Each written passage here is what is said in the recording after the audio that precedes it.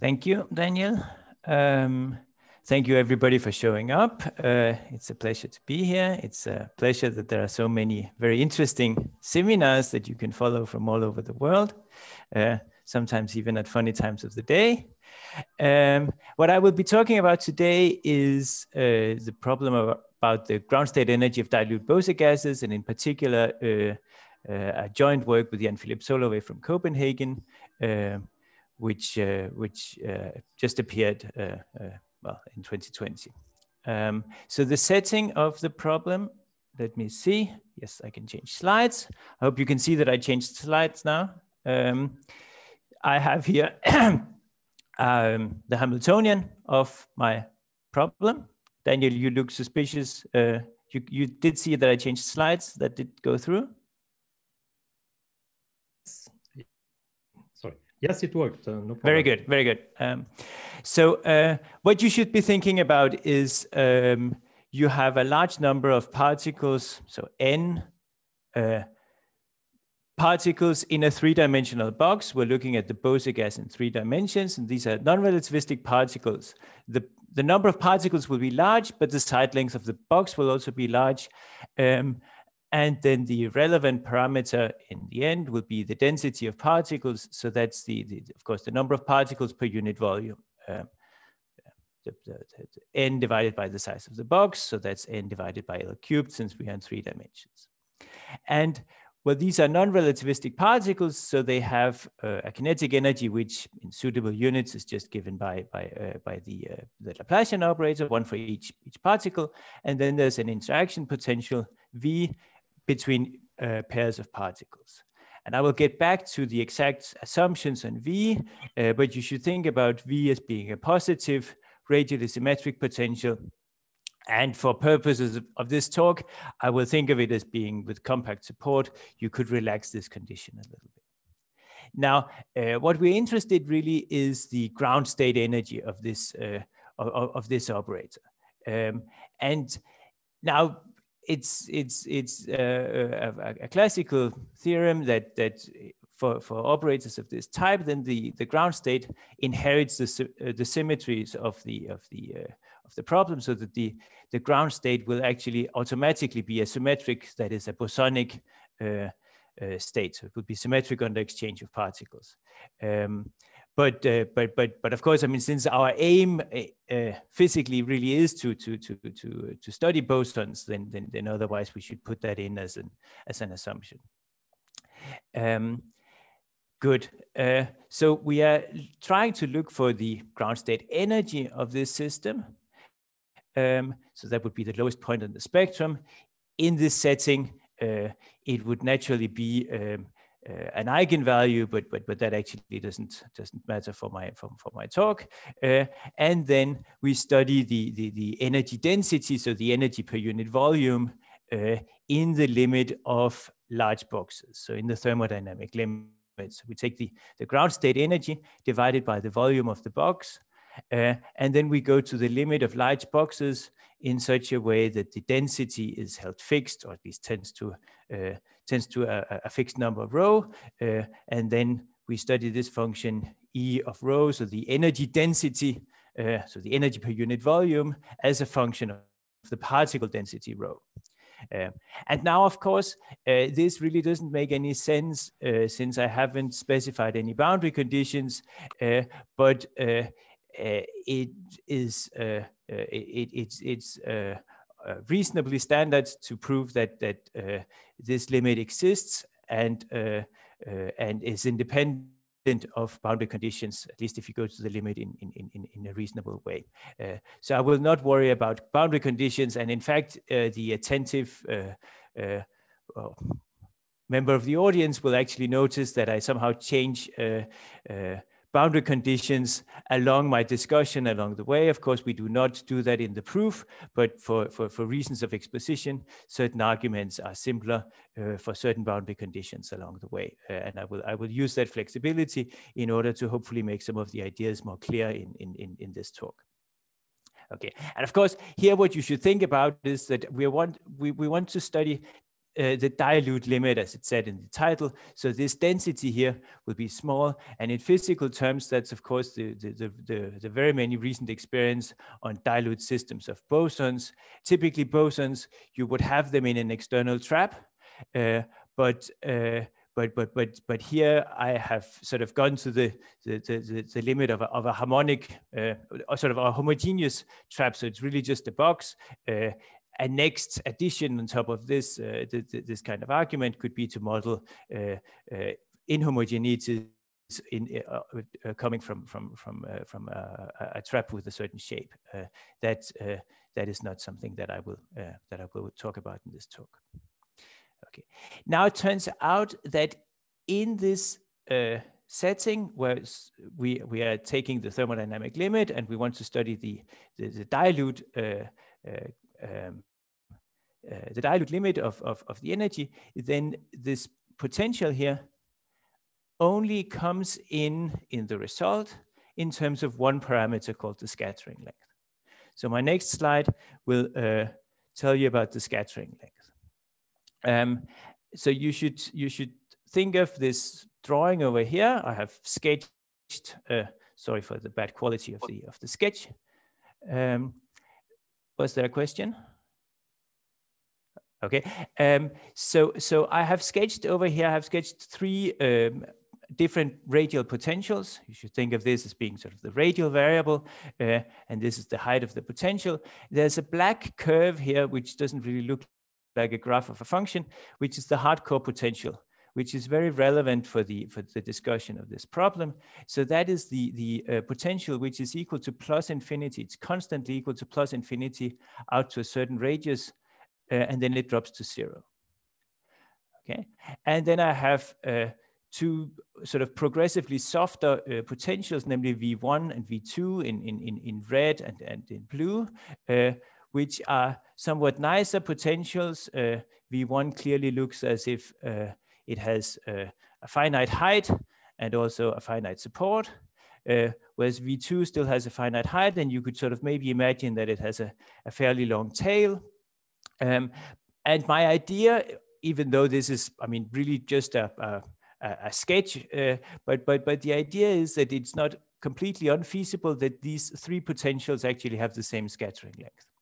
Now let me define what the scattering length is, or at least illustrate what it is. So the assumption here is that V is radial positive, and let's say with compact support to make the discussion a little bit simpler. Then down here we have the scattering equation, or really just the zero energy Schrödinger equation. It looks a little bit funny. Well, on the right-hand side, it's zero energy, so I have 0 on the right-hand side, but it looks a little bit funny because I have written my wave function in my Schrödinger equation, Schrödinger eigenvalue equation, in a funny form. The function has the form 1 minus omega. And that is because it's going to be the constant function 1. That's really a normalization, because it is it's not an L2 eigenfunction. It's, if you want, a generalized eigenfunction. And so I want it to tend to 1 at infinity. I want it to be a radial function which tends to 1 at infinity. And then that also means that my omega here, by definition, tends to 0 at infinity.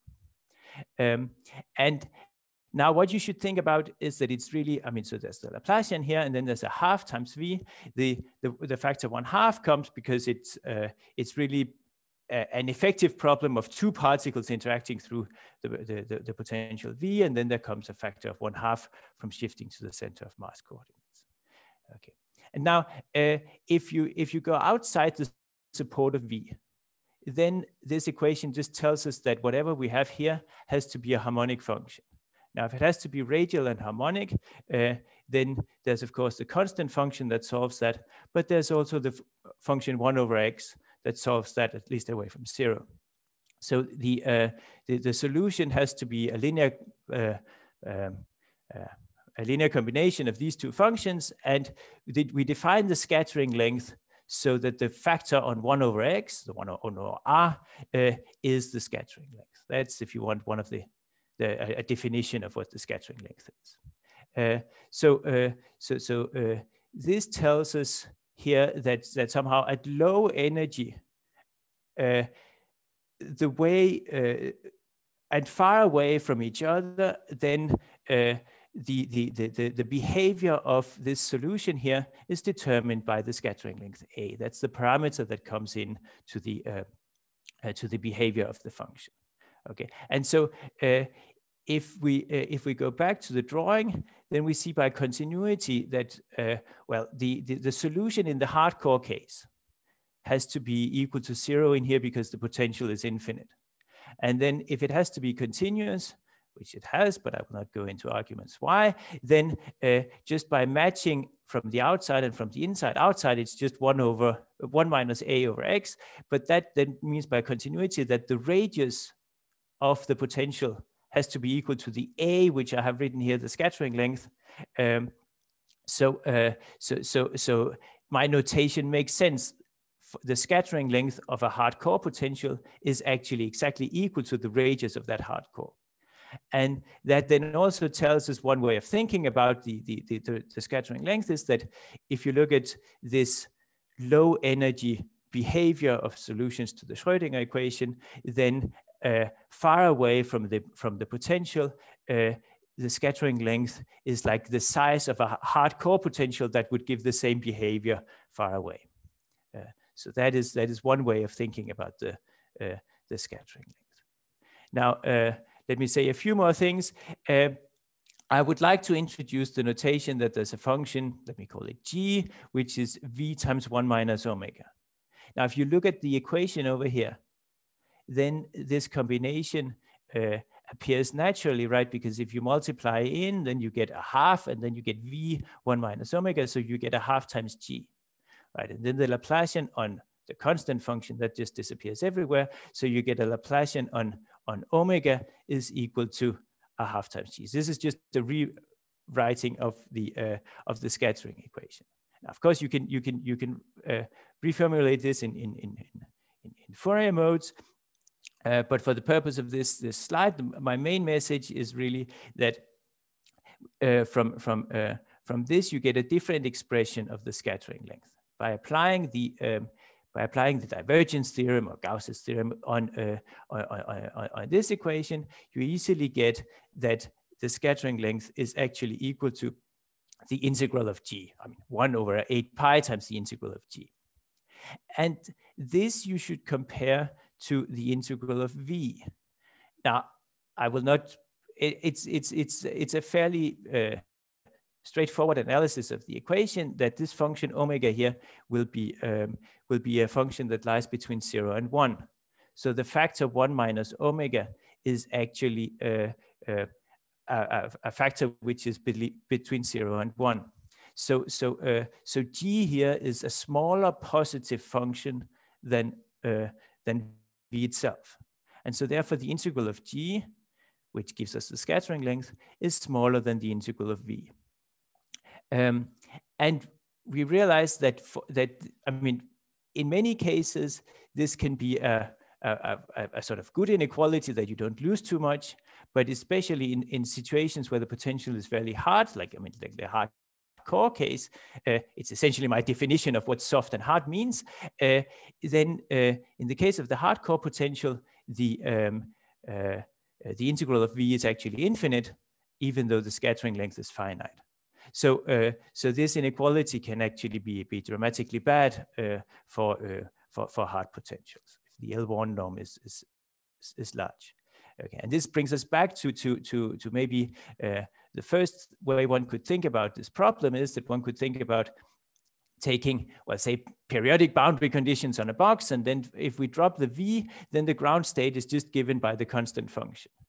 Now, one would naturally think about then saying, well, if we put in a V, which is not too bad, then maybe one can just make perturbation theory around the ground state of the non-perturbed. I mean, so the operator that only has the kinetic energy. But then it's easy to see that then putting in the constant function, so the ground state of the kinetic energy, that would then give us the integral of V times the number of pairs in the problem. Okay, and that turns out to give us something which is to some extent right, but with integrals of V, where the right result in the end comes out with the scattering length. So you could say that one of the difficulties is over and over again in the analysis of this problem that it's fairly easy, or it's easier to get estimates where you end up with having integrals of v, and getting those estimates down to what turns out to be correct, namely the scattering length. That is often hard. That has proved difficult. Good. So this is the scattering length, and what we really aim to prove is this two-term formula. So the scattering length is a length. It's really in 3 dimensions a length. So we can now from the density we can make a dimensionless quantity, namely rho a cubed, which is then a natural parameter to measure the diluteness of the system. And so therefore it's natural to talk about diluteness in terms of this parameter rho a cubed, how large or small that parameter is. And what we expect to be true, what we by now know to be true, is that the formula for the ground state energy, for the energy density, as the energy per unit volume as a function of the particle density rho, should look like this long formula here. So there's a 4 pi rho squared times the scattering length times a 1, that is the leading order term. And then there's a correction term which has an extra square root rho a cubed. So since rho a cubed is a small parameter, this is much smaller than the one which was in front. And then there's a specific constant, 128 over 15 square root pi, multiplying the square root. And then there are lower order terms. Okay, and actually, I should say that there's also a next order term here that appears in the physics literature, given by Wu and Pines and Hugenholtz, where you have an extra factor of square root rho. So compared to this, it's a full factor of rho a cubed smaller, but with a logarithm on top. So you almost get an extra factor of square root rho a cubed compared to this, but with a logarithmic correction. But unfortunately, we are very far from proving anything like that at the moment. Even what I will be talking about today is really our understanding of this correction term here. Okay, here I have a short run through of some of the history of the subject. It's for reasons of time. It's clearly abbreviated to some of the results that I think are important for my talk.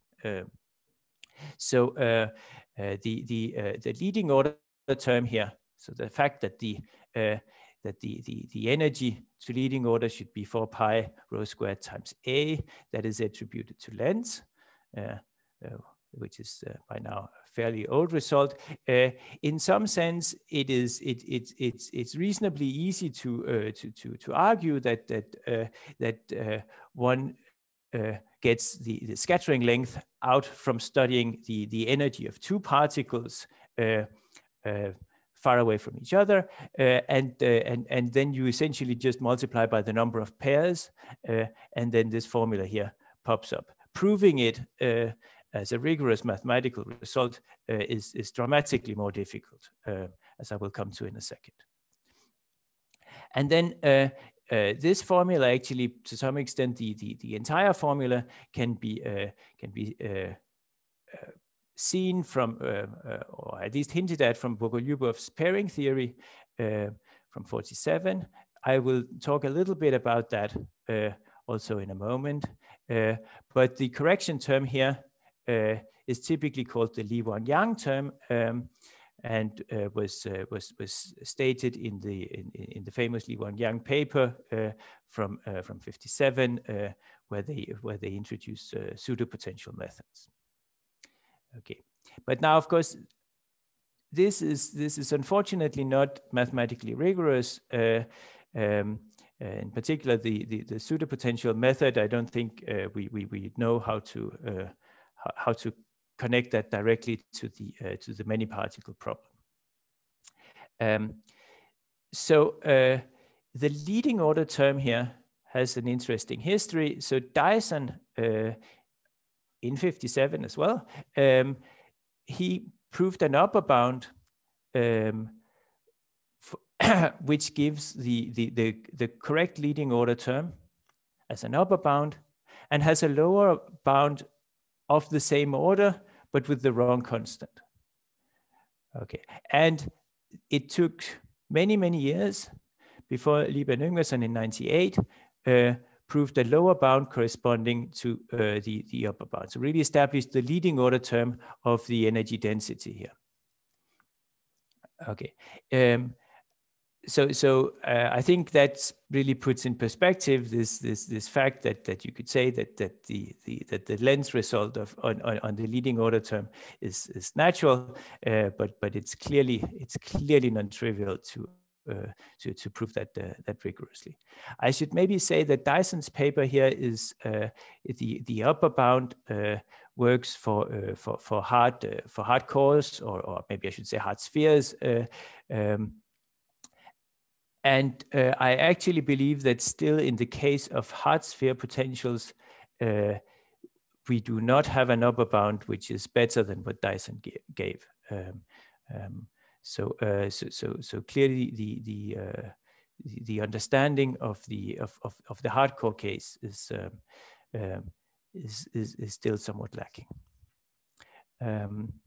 Then over the last, say, 20 years since Lee-Huang Yang, there has really been an enormous amount of developments in this area, and I will only briefly talk about some of them. The improved upper bound was first given by Erdőslein and Yao in a paper that I think has been quite influential for the further discussion. I will get to that in more details in a moment.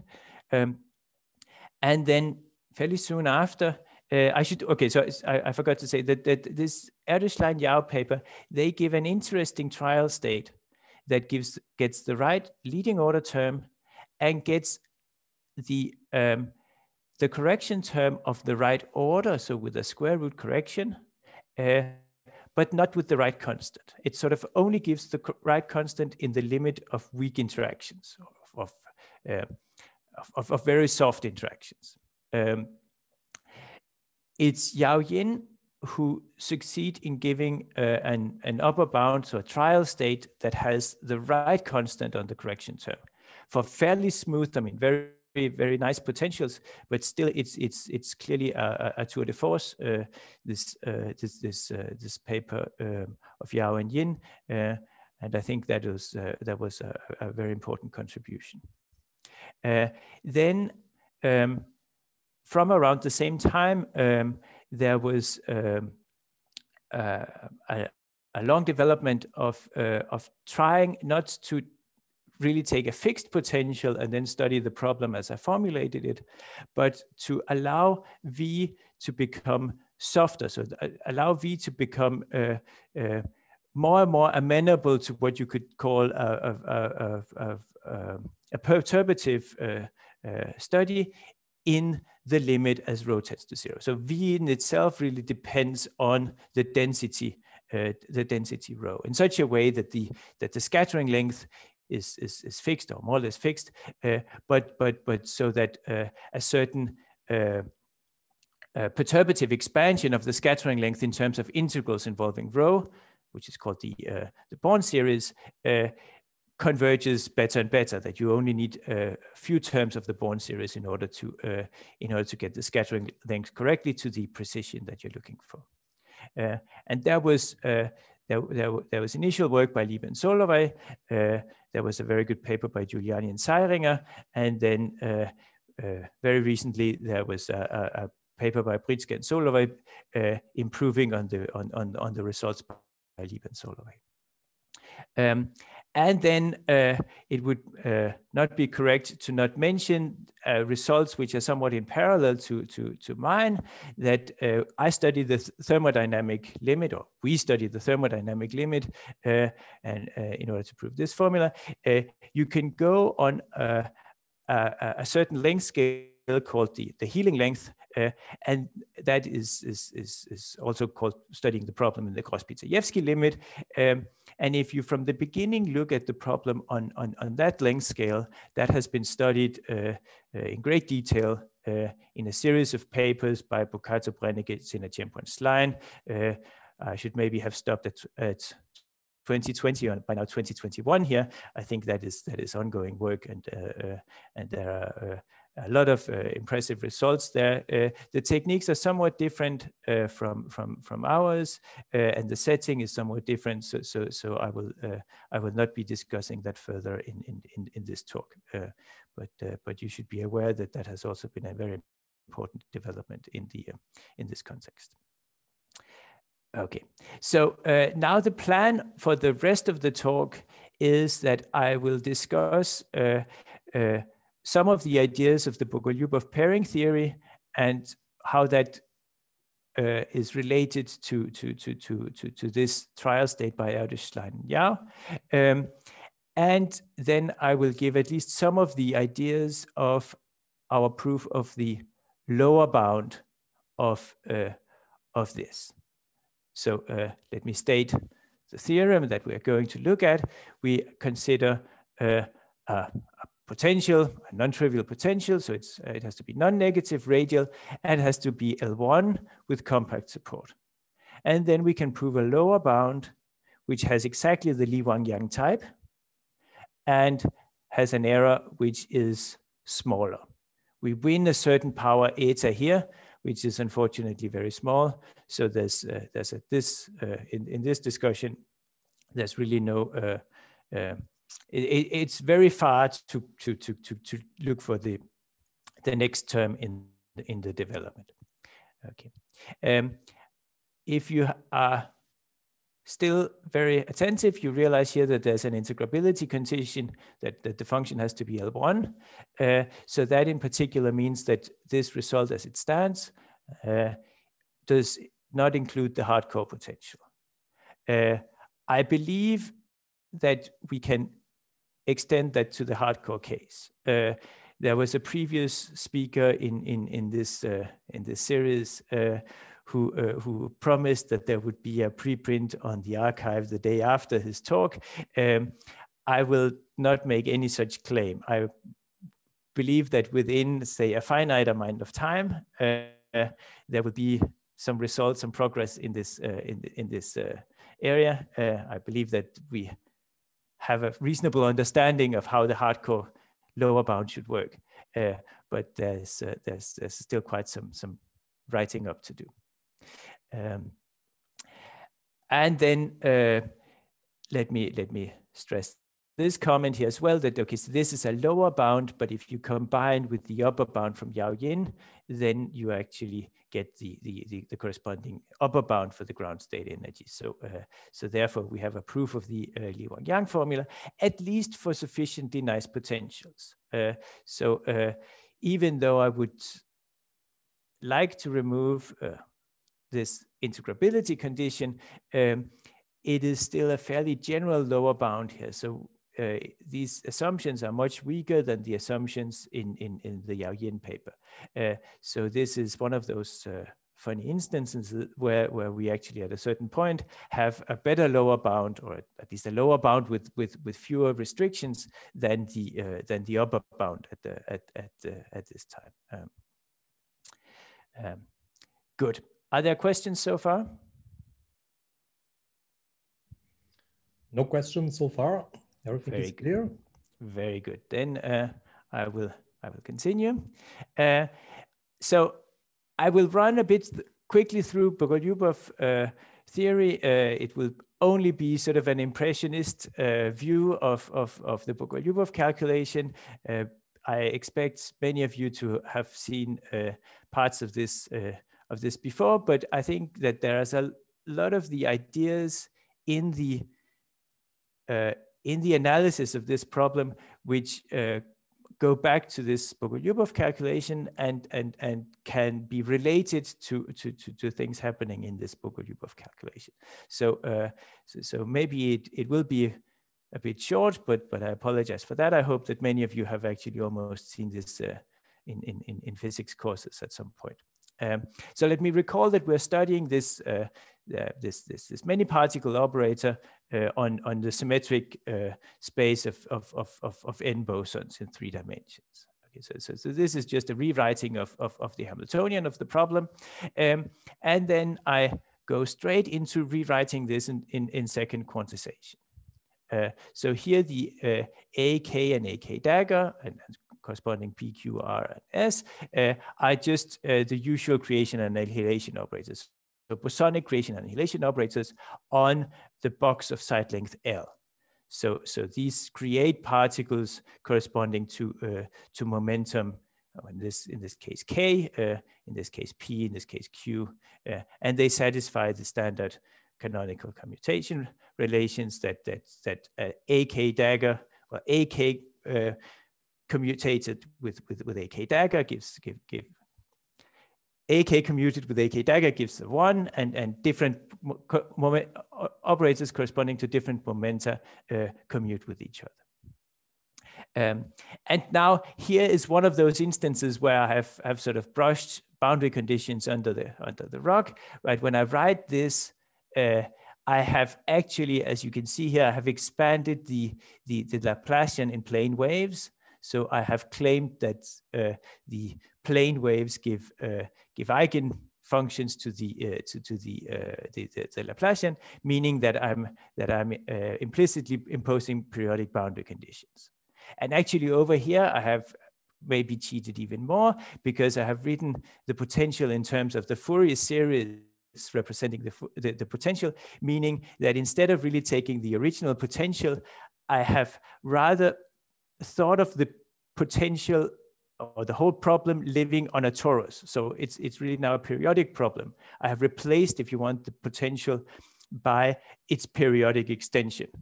And now you could say, if you take a function and then extend it by a periodic version where the length of the period goes to infinity, well, probably in the thermodynamic limit that doesn't matter, but at least mathematically, that's a statement that you have to prove, right? So I have done this here, and I'm not going to defend it rigorously. I'm just warning you that this is something that has happened, and that I'm not going to prove rigorously that one can. Now, the first idea in this calculation that I want to point to is that now I have all of these operators here. I mean, these first terms contain 2 creation and annihilation operators. These over here contain 4, and I will order them according to the number of non-zero momenta. Right, so I get here. There's a prime on the sum because I can. The prime means that I'm excluding the momentum 0. I could, of course, include that, but that would just add a 0, since the 0 squared would give me 0. So therefore, I think of excluding the 0 term here. Over here, all the momenta are allowed to be equal to 0. I just have this condition here that I have momentum conservation. Okay, so in particular, there's one term from over here where all the momenta are 0, right? That is the Q0. There are no momenta which are different from 0. Okay, and so the Q0, I can write out explicitly, well, that's the Fourier transform of the potential, and then there's a factor 1 over the volume, and then there are these 4 creation and annihilation operators. Then the next term should have only 1 non-zero momentum, but that is not allowed by momentum conservation. Right? That's easy to see that if I take 3 of these indices to be equal to 0, then by the condition and momentum conservation, I have that the 4th one also has to be equal to 0. So this next term here is vanishing. Okay, and now the reason for doing this, I mean, now you get, of course, successively higher numbers of non-zero momenta, stopping with, I mean, the largest number of non-zero momenta that you can have is, of course, 4. But the reason for that Bogoliubov does this is that he thinks of A0, the operator A0 as being much larger than all the others. So this is really a sum of terms where you should think about them sort of being progressively smaller as you go along the way. Okay, and this is because if you think about it, then A0 dagger A0, that's an operator that I will call N0. The sum of the non-zero momenta, a K dagger a K, I will call N plus. And so N0 in a state measures how many particles, the expectation number value of the number of particles in the zero momentum state. And now if you have Bose-Einstein condensation, then you would expect this. You would expect Bose-Einstein condensation in the zero momentum state, and therefore you would expect this expectation value here to be close to the total particle number, n. And therefore you would expect n plus here to be small, much smaller than n. Okay, and now this expectation here, that essentially says that that in operator norm, the A0 is like square root n, but the commutator of A0 with A0 dagger is one that's much smaller than n. So you can think of this as saying that as n becomes very, very large, then these operators behave as if they were just numbers. So the idea of Bogoliubov is to, well, really just do that, to replace the operators A0 and A0 dagger by the number square root of N0, which should be, well, square root of expectation value of N0 maybe, which should be square root of n. I mean, this is very, very hand waving at this point, but that is the center of the idea, I think. So this we will do, and then we will think of, well, okay, the more A0s we have, the larger the term. So especially the expansion here should, in some sense, as I said, be a sum of terms which are smaller and smaller the longer out you go. Okay, so in particular, since now the Q1 disappeared, then a reasonable approximation should be reached if we take the next term in the expansion, namely the Q2. So this is what we will do. This replacement of the A0 and A0 daggers, I will actually get back to when I discuss the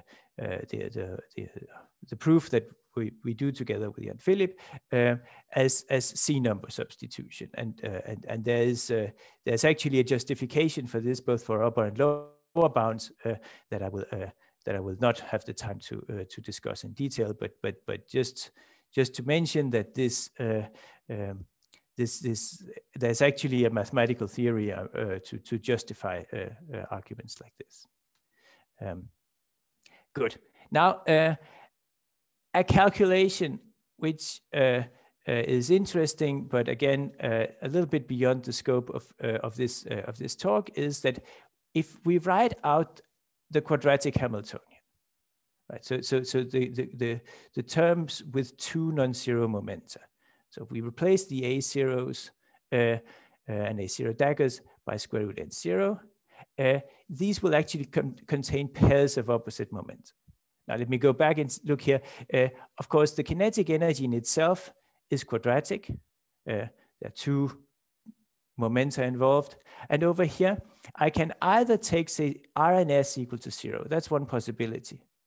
Then from the momentum conservation, I will need that P plus Q is 0. So that means that P equal to minus Q. So I have sort of a pair here of particles of momentum P and minus P. Okay. The same on the other side, if P and Q are equal to 0, then R plus S here has to be equal to, R and S have to be opposite momenta. Okay, and then I could, of course, also have the situation of having one non-zero momentum here and the corresponding non-zero momentum on the other side. That would just be direct terms. I mean, the same momentum on both sides. From the Bogoliubov, this quadratic Hamiltonian, I have the important notions of pairs of particles with opposite momentum, right? I get these creations of a pair of momentum k and minus k, and then of course the corresponding annihilation of a pair of momentum k and minus k. Okay, that is one thing to notice about this quadratic Hamiltonian. And then another thing, which is that it can be diagonalized explicitly, that you can explain in very many different ways. You can really implement it as like a unitary diagonalization of the operator.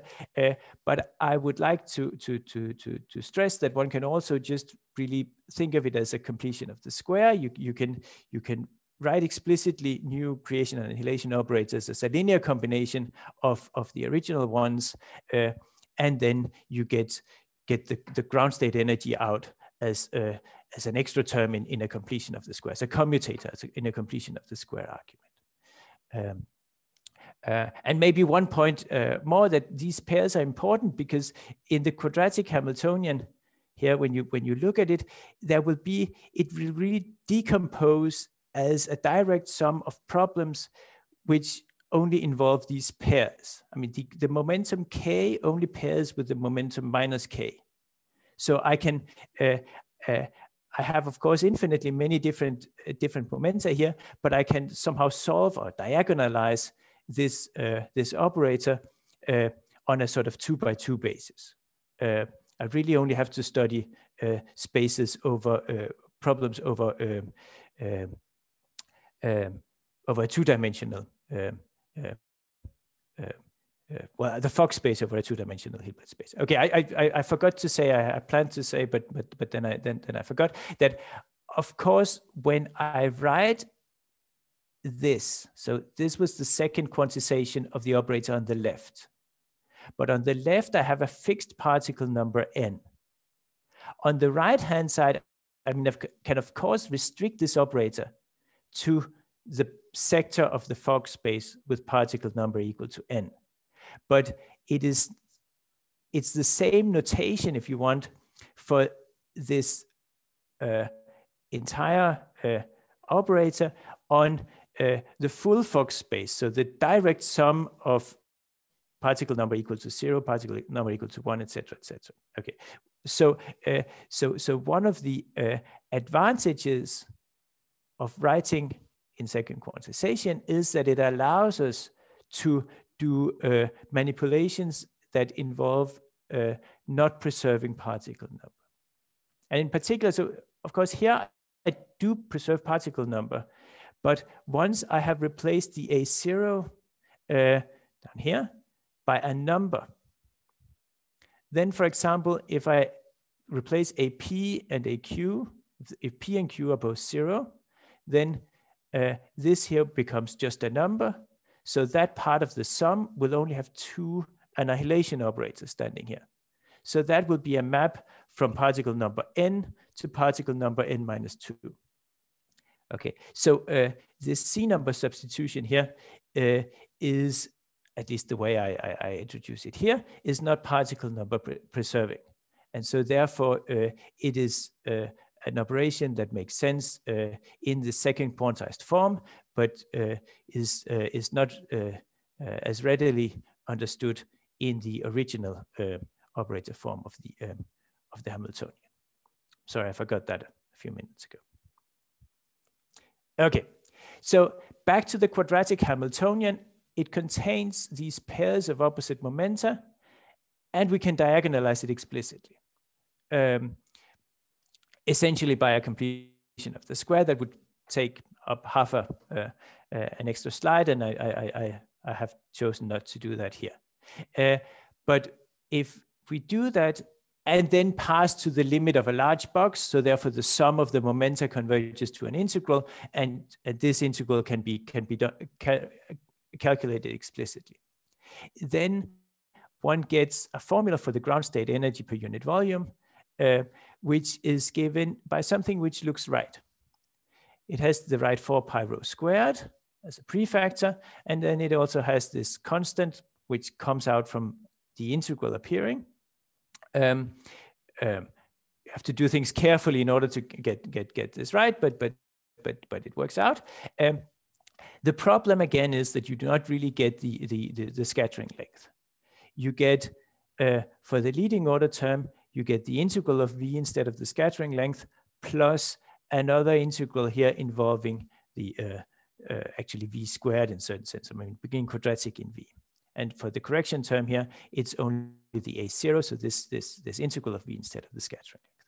Now, Bogoliubov essentially argues that on physical grounds, the right thing to put in should always be the scattering length, and you can realize that these first terms, if I have not made any typo in writing them in, are actually the first two terms of the Born series for the scattering length. So with the approximations done along the way, it's reasonable to think that then the extra terms would then add up and give us the scattering length in the end. But that is like the challenge that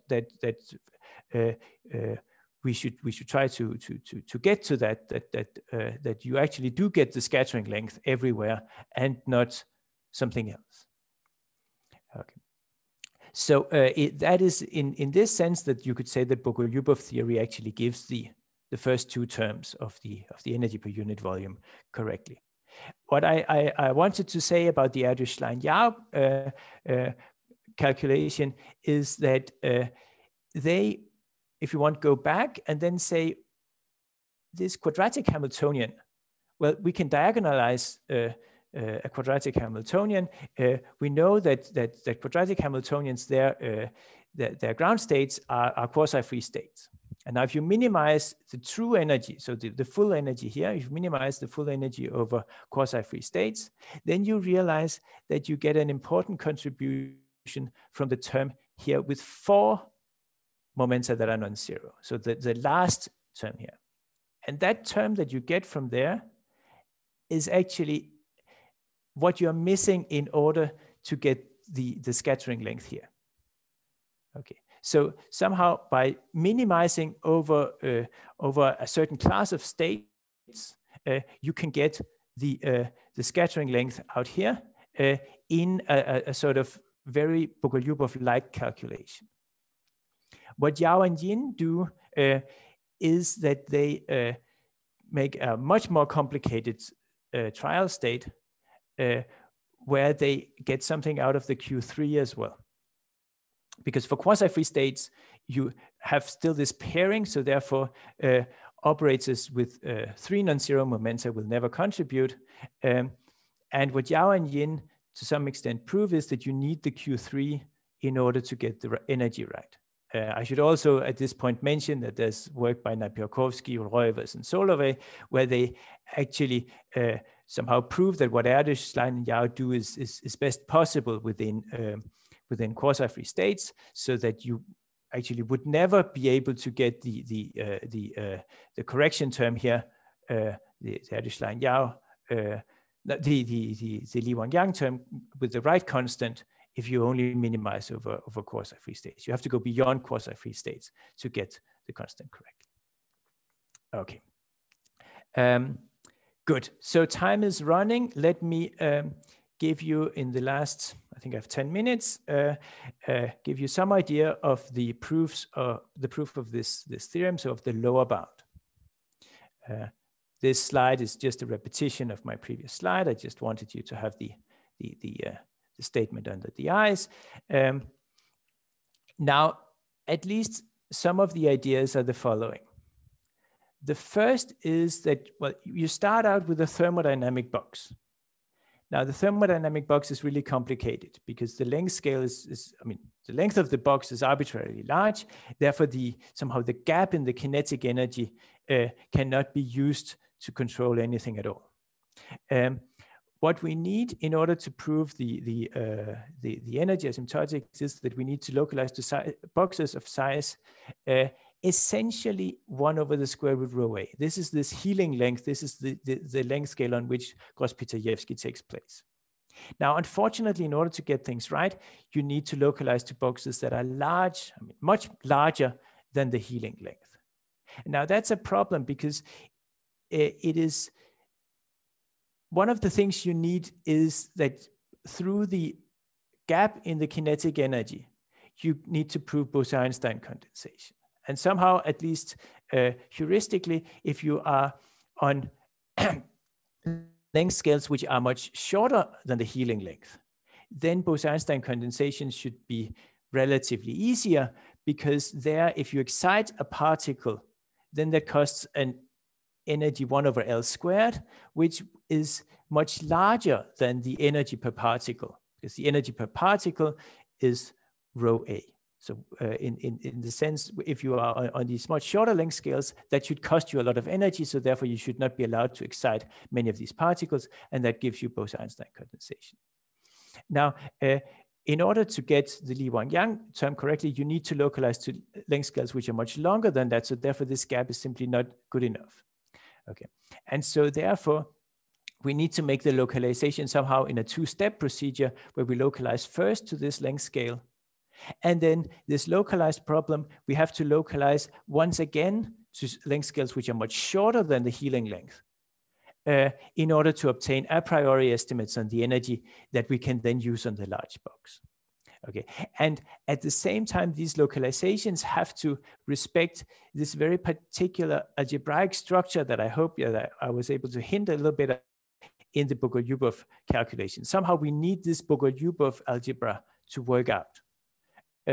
And therefore, the localization has to satisfy very many different constraints, and getting this localization to work is a fairly long development.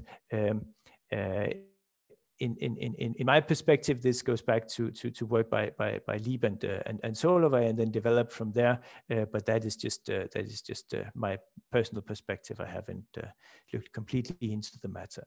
But this is one of the main ingredients. Okay, and one of the things that we get out of this is that now we have actually a proof of Bose-Einstein condensation on this large box. I mean, K here is a large parameter, but it cannot be arbitrarily large. That means that I will introduce, so I have P, this is the projection on constant functions on the box, and Q is the projection on the orthogonal complement to the constant functions on the box. Okay, the box on this size, I will always be on this size from now on. So N0, that is the sum of these projections, one for each particle, that then counts the number of particles in the constant function. So that's the same N0 that I had before in the second quantized version. And N plus, the sum of the QIs, again, the counts the number of particles outside the condensate, the way it did before in the second quantized version. Okay, and as I said before, I have proof of Bose-Einstein condensation on this box. So I have good values of N0 and of N plus. But unfortunately, in order to get the proof to work, you also need to control moments of N plus. N plus should essentially be a factor of square root rho a cubed smaller than N0. But you need similar estimates to hold also for moments of N plus. And therefore, we use what has now become the reasonably standard technique of localization of large matrices to say that if we have a state which has condensation, then you can replace it by a state which has essentially the same energy, and such that all moments of N plus are controlled. Actually, so actually where N plus as an operator is bounded by a certain number M, which is given in terms of the bound on N plus and on how much you allow the energy to shift. Okay, so these are some of the first ingredients, and then the main thing that I would like to explain from the proof is how we handle the 4Q terms. So in some sense, the terms that have 4 momenta out of the condensate, 4 non-zero momenta. Let me think about having 2 particles. So I'm on the box, and I have one particle in L2 and the other particle in L2, right? I have 2 particles in the box, and then I can write the identity on this 2 particle space. So that's the identity, tensor the identity, one for each particle. But Q is the orthogonal complement to P, so therefore P plus Q is the identity. So I can write this identity as P plus Q, this identity as P plus Q. When I write that out, I get 4 terms. Right? I have put a P1 and a P2, a Q1 and a P2, etc., in order to distinguish the particles. I did not hear the question. Was there a question? I don't think it was a question. It was okay, very good. Okay, so now in order not to make the formulae too messy, I will drop the tensor products from now on, but you should still think of this tensor product up here. Okay, so what I do now is that I take my 2-particle potential W. After localization, I forgot to say that after localization, I will have lost translation invariance, and in order to remember that, I denote the 2-particle potential W. It's now a true function of two variables, not just a function of the distance between them. And so therefore now it's really I have lost translation invariance. Okay, but now I really plug in this identity on both sides. Right? So I have 4 terms here. I have 4 terms on each side. That gives me 16 terms in total. I will not write all of them, but I have written at least, say, 6 of them here. I have 1 term where I have 2 P's on both sides, 1 term where I have exactly 1 Q, and then I can order them by the number of Q's involved. In particular, the last one is the one with 4 Q's. So that's the term where all the momenta involved are non-zero. And this I will somehow make a mean field approximation on. I want to replace these Q's by having more particles in the condensate. And that I do in the following way. I mean, I really write, I want you to think of, I have rewritten this Q term here, this 4Q term. I have replaced that by this long expression down here. Okay? And then simply algebraically, I will get corrections, right? I mean, I have 15 black terms here and then 1 red term. Then I write the red term as this plus corrections, and then I have to remember all the 15 terms that I haven't written before here. Okay, and notice this is again 4 terms times 4 terms. So this is 16 terms. The Q term, that's the one I had up here. So I have 15 black terms here. I will get 15 extra red terms here that I then have to write. Okay, but everything is just algebra, right? I just need a sufficiently large sheet of paper. But the point is that this term here is a square and the W is positive. So the red term is a term that I can drop. Okay, and in the terms that I have left, I have never 4 Q's. I have only 3 or less Q's. Okay, so once you do that, you get the following inequality. You drop the red term and you get that the interaction, the total interaction I have summed over all pairs, is given as terms with 0 Q's, 1 Q's, 2 Q's, and 3 Q's, where everything is written out explicitly here. And now notice that the way I made my square, my red square, I put in the omega here that came from the scattering length, right? So all my correction terms, my red correction terms, will include at least 1 factor of omega. Either 1 factor of omega if it only gets hits by omega from one side, or 2 factors of omega if it gets hits from both sides. And since the original terms in black here had only a W, then my resulting terms down here will either have a W times 1 minus omega or a W times 1 minus omega 2. That these are called W1 and W2 in the sums here. Okay, and not going through all the details, but this tells me that I get somehow better potentials because I do no longer have the potential standing alone. I always have it with either a factor of 1 minus omega. That gives me, if W was really the V potential, it would give me the G, which integrated to the scattering length. And if I have a factor of 1 minus omega squared, well, that's 1 minus omega times 1 plus omega. So that again gives me the same thing. And then a factor which is controlled because omega is between 0 and 1. So my point is that the integrals of the functions standing in here are better because they either give the scattering length or they give which is controlled by the scattering length. So that is somehow the argument why this is the right thing to do. You have solved this problem of getting integrals which are potentially divergent by now having included the scattering wave function down here. Okay, I think my time is almost up. So let me say that a few last words here. That we as I said, the 4Q term has renormalized the interaction, so there are no W standing alone now. You always have this G function if you want the W times 1 minus omega. And then that the rest of the proof is in second quantization. And one of the things you have to worry a little bit about is that the 1Q terms, they do not disappear because we have broken the translation invariance. These 1Q terms are potentially large. And so therefore estimating them is actually a little bit delicate, and we have to worry about that. I have a few more things here I wanted to say, but my time is up. So I think I will just thank you for your attention and well, stop here. Thank you. Well, many thanks, Søren, for this brilliant talk. Are there questions?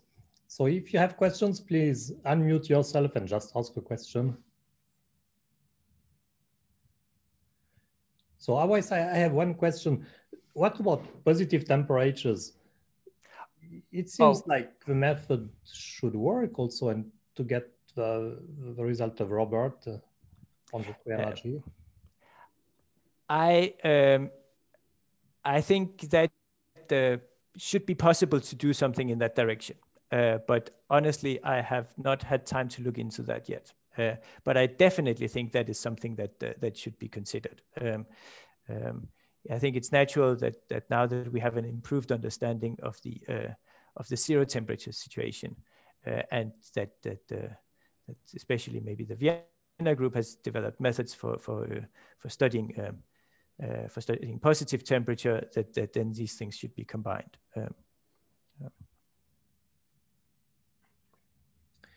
Question? Yeah, I have a question. Yes, hello.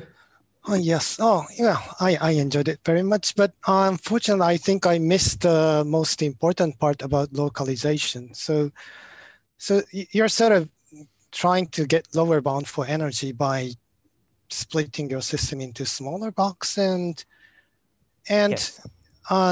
As far as I understand, you're not proving, of course, you're not proving the existence of Bose-Einstein condensation for the whole system. But did you say that you're proving it for smaller box and making use of this to get lower bounds? Or yes.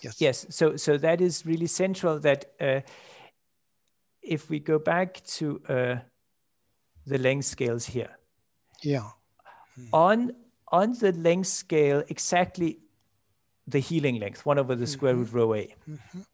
There, if you think of having, say, a periodic box, then the gap between successive eigenvalues for the kinetic energy will be exactly, I mean, a constant times 1 over L squared. So that would be exactly rho times A. That is exactly the leading order energy per particle in the box from the leading order formula established by Dyson and Liebing-Wesson. So therefore, whenever you excite a particle, exciting a fraction of the particles would affect the total energy per particle in the box. So therefore, on that length scale, it's reasonable that you should have condensation. And on that length scale, it was actually proved by Liebe and Zeiringer. In a slightly different setting, but and with somewhat different methods, but it was proved by Liebe and Zeiringer some years ago.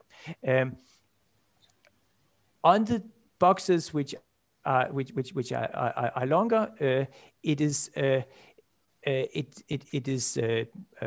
different. Actually, I should say that their proof also allows to go a little bit beyond this healing length, even though they do not write it explicitly. But our method, I mean, we have a different operator at this point because we have localization errors, but the idea is still the same, that if you are around the healing length, then you have a chance of proving condensation. Simply because on these length scales, then condensation can really be seen in the energy. On thermodynamic length scales, this gap closes. Yeah.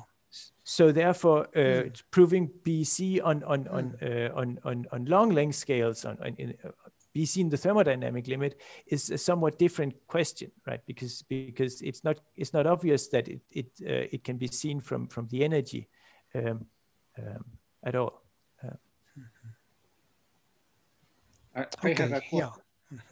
I have a question.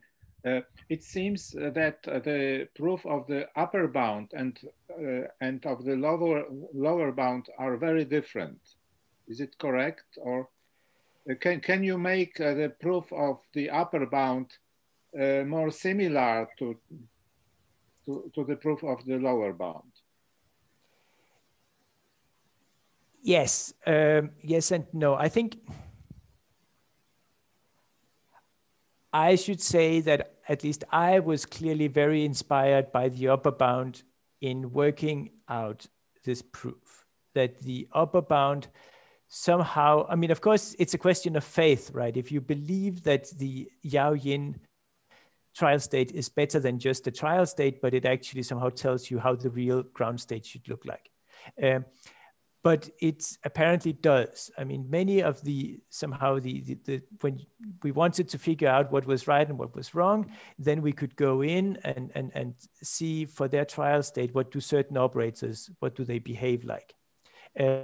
So therefore, clearly, the structure of the proof, actually, to some extent, the fact that this is the right square to write down, I mean, somehow this tells us how 4 Q terms has to be compared to, well, 3 Q terms, 2 Q terms, etc., etc. The fact that this positive square that I drop here is an admissible error, that it's a positive term of lower order, that you can at least almost see out of the Yao-Yin calculation if you know where to look. They do not see it that way, but once you know that's the right thing to look for, then they have essentially calculated all the pieces, and you can write out all these 16 terms and see what they get in the end, and that works. So I would say that our lower bounds was at least informed along the way from the corresponding upper bound. Now I believe that one can now go the other way and say that, well, our lower bound tells us even more about the structure, and that therefore one should be able to, based on our lower bound, give a maybe more simple construction of an upper bound. There's a certain perturbative structure to our proof that I would like to see in an upper bound as well. But again, that would be that would be work in progress. But I think that should be done. And then I think in particular, so this proof as it stands does not work for the hardcore case. But I believe that at least a large part of the proof works for the hardcore case. So I think that it would be reasonable to consider whether one can give upper bounds for the hard sphere, the hardcore potentials. I think that is really a very interesting problem. Another question about the third term. What are the heuristic arguments of Lee-Huang Yang? I think the third term is attributed to Wu. Okay. And I'm not.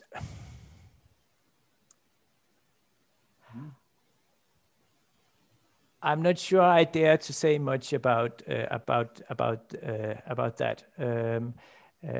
I believe, but I might be wrong, that's still, it's somehow an understanding of just how pairs of particles behave, and then summing that up. But random phase approximation, like no. Rings of Feynman diagrams, no. No. No.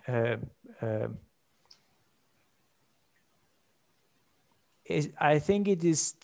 I think the right word, but I might be this might be not completely correct. Is still to think of it in terms of the pseudo-potential method, but just going to the next order.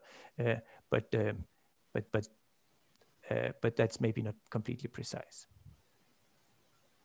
And another question. On this, you have terms with 1 omega and terms with omega squared. The terms with omega are kind of understandable, and they are closely related to the scattering length. Now the terms with omega squared are kind of, well, how do you deal with them? Okay, well, now you give me a chance to present this slide that I didn't have a chance to talk about before. So I thank you enormously for the question. Let me go back. So here we have terms which are, the Q0 is just an integral, that's just a constant. Q1, let's think of just a translation invariant problem where that disappears. And then it's true that in the Q2, in the quadratic Hamiltonian, we will now have these two terms where we have a W2 instead of just a W1. Now, if we write that as W1 times 1 plus omega, then you see that according to essentially what you say, we have the right thing we want, but then we have an extra quadratic term where we have a W1 times omega. Now, essentially that turns out to give us an extra factor of n plus that we have to control. Okay, so now, if we take this quadratic Hamiltonian, sort of the idealized quadratic Hamiltonian where we forget this omega and diagonalize that using the Bogoliubov theory, then let me just present you the result of that. Then you get the Lee-Huang Yang correction, the Lee-Huang Yang energy correctly, because you've just diagonalized what you wanted, right? So it gives you the right energy. Then you get the diagonal, the Bogoliubov diagonalized operator. You have the Q3 terms that I have not talked about at all. And then you have an extra quadratic term, which, as I said, is essentially an n plus term, an excitation term, with a certain constant in front. And now what you really do here, what we do is that we make again somehow a completion of the square. I mean, this has 3 non-zero momenta. And it turns out that it has a special structure up to small errors. They are like soft pairs. There are 2 momenta which are large and almost opposite. So each momentum is of order 1. It's like A inverse. But the sum of the momenta is not exactly 0. It's like square root rho A. So it's not a real pair of opposite momenta, but it's almost a sum of opposite momenta. Okay, and these you absorb in the diagonalized Hamiltonian, essentially by completion of the square. And slightly miraculously, I should say, once you do that, you get a negative correction term, which exactly takes out this. And that's the way things work. So from the completion of the square, you get a negative term, which corrects this. And I should say that this is exactly, I mean, this error is not surprising. This is exactly the error that Erdős-Lein-Yau get. I mean, why do Erdős-Lein-Yau not get the Lee-Huang Yang correction correctly as an upper bound? That's because they exactly get this extra term. This is exactly what you get when you take sort of the optimal quasi-free state and plug in as a trial state. And now this if you look at it carefully, you will realize that sort of you get something of Lee-Huang Yang order, because n plus is a square root row A cubed smaller than n itself. And this term here is non-zero, but it's sort of the second, something like the second term in a Born expansion of the scattering length. So for soft potentials, this will vanish. And so that is exactly why they do not get the Lee-Huang Yang as a correct upper bound. So we refined this term, and that has to cancel. I mean, that has to cancel with the Q3 term, and it does. Thank you. Thank you. Are there further questions?